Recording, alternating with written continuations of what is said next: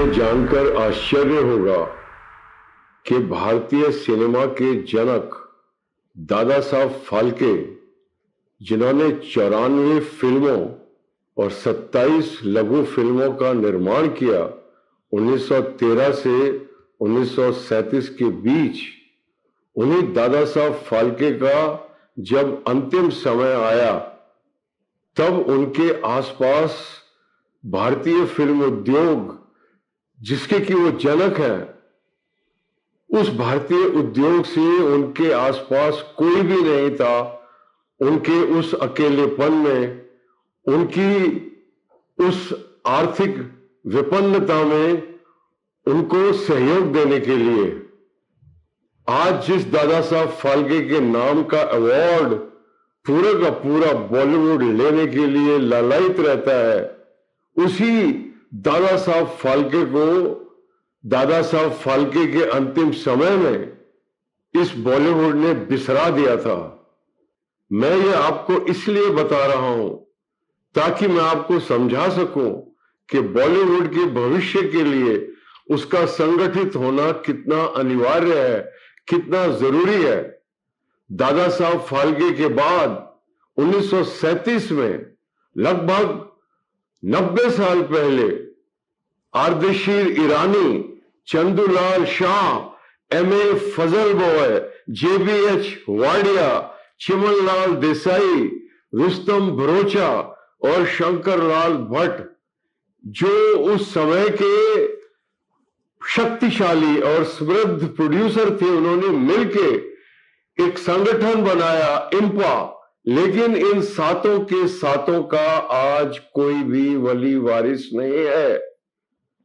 इनका नाम मिट चुका है। इन 7 में से 3 तो ऐसे हैं कि आप गूगल पे उनका नाम डालो तो कुछ इंफॉर्मेशन अवेलेबल नहीं है।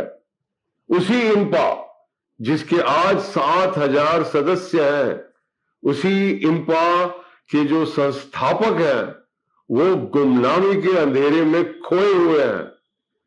और उसके बाद वी शांताराम, जिन्होंने गिल्ड की स्थापना की, आज उनकी विरासत को आगे बढ़ाने वाला कौन है? कहां उनके बैनर पर फिल्में बन रही हैं? कहां आर के बैनर पर फिल्में बन रही हैं?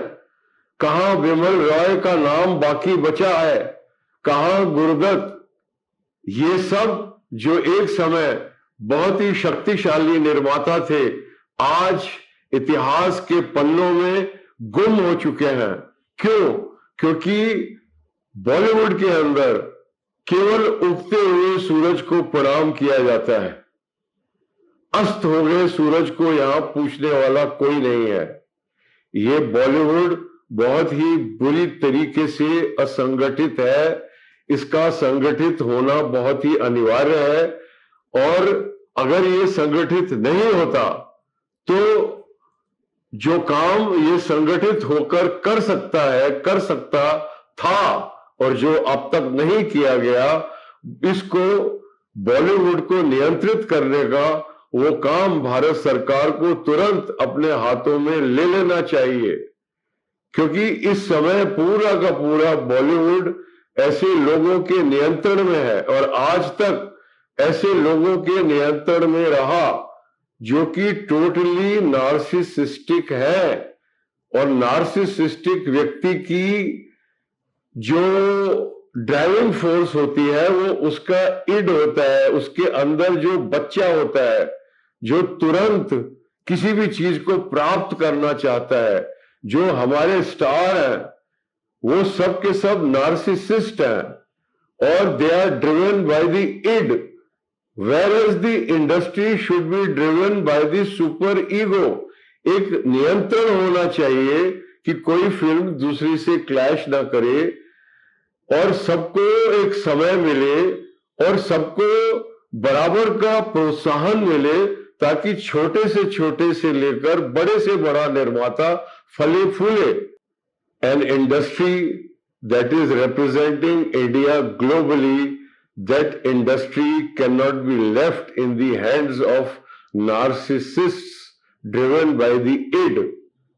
And if, because they are all narcissists, driven by the id, if they are refusing to come together to arrive at any kind of a unity or a semblance of unity, without which it is impossible to regulate the industry, and without that regulation, the industry is incapable of progressing further and incapable of becoming the number one industry of the world. Therefore, that regulation, वो नियंत्रण शीघ्र से शीघ्र भारत सरकार को लागू करना चाहिए। भारतीय फिल्म उद्योग आज 2 लाख करोड़ का उद्योग है, और 2 लाख करोड़ का उद्योग होना कोई मामूली बात नहीं है। भारतीय फिल्म उद्योग अर्थव्यवस्था के साथ साथ भारतीय संस्कृति का समस्त विश्व में प्रचार प्रसार कर रहा है, तो उसको एक विशेष दृष्टि से देखा जाना बहुत ही आवश्यक है, जो आज तक किसी भी सरकार ने नहीं देखा।